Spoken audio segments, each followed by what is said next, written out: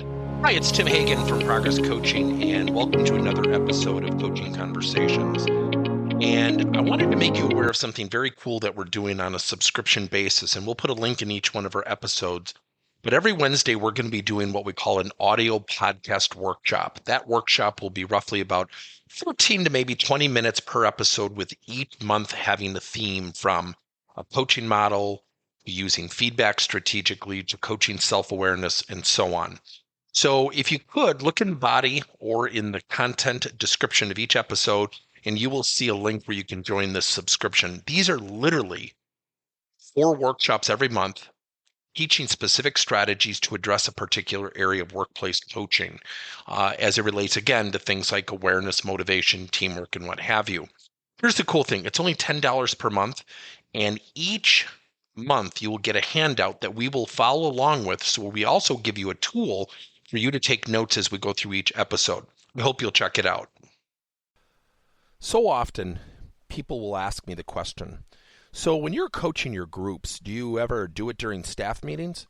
My advice is no. Keep them separate. Let them rest on their own value. Don't mix staff meetings and coaching sessions, especially for groups, because you're ultimately going to do what? You're going to gravitate more to the staff meeting type of issues because there's an agenda and there are things we have to cover.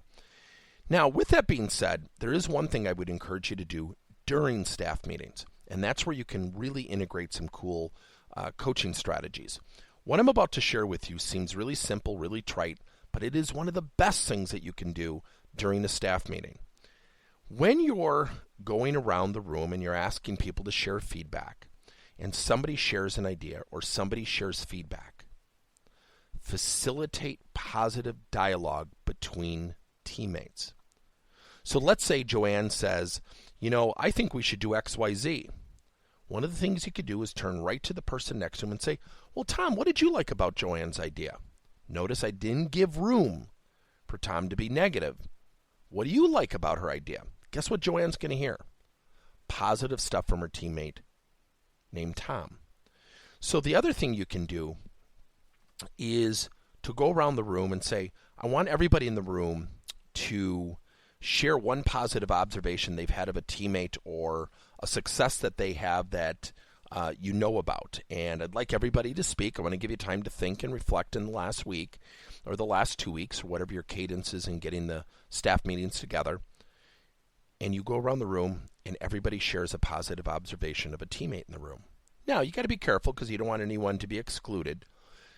When we get our employees talking positively about each other, you erode negativity. You erode the need for some to go to the water cooler and complain about the world. You erode people's inclinations to talk about what's wrong. See, we don't facilitate enough positive talk about each other. So I happen to coach volleyball and have been for the last 30 years. And when I was coaching a varsity team for 5 years, after every match, the next day, I would ask one question. Let's go around the room. Let's go around the team. Who played well last night and why? Whether we won or lost. What do most coaches do? They harp on why we lost. And what I do is I get them thinking about their teammates positively, which reconditions their mentality. You can do the same thing in your staff meetings. It takes no more than 5 to 10 minutes. You will notice a huge behavioral change. Good luck. Thank you for listening to another episode of Coaching Conversations by Tim Hagan and Progress Coaching. Now, our company is always coming out with new and innovative solutions to help leaders coach their employees. And recently, we just created a new service called Coach to You, where leaders can pick and choose topics and assign 7 to 21-day programs for employees to learn and, more importantly, apply actions and then reflect and share what they're going to do going forward as a result of the learning. It's called Coach to You. We're literally bringing coaching to your employees. If you're intrigued, we'll have a link in each one of our episodes where you can get more information. And again, thank you so much for listening to another episode.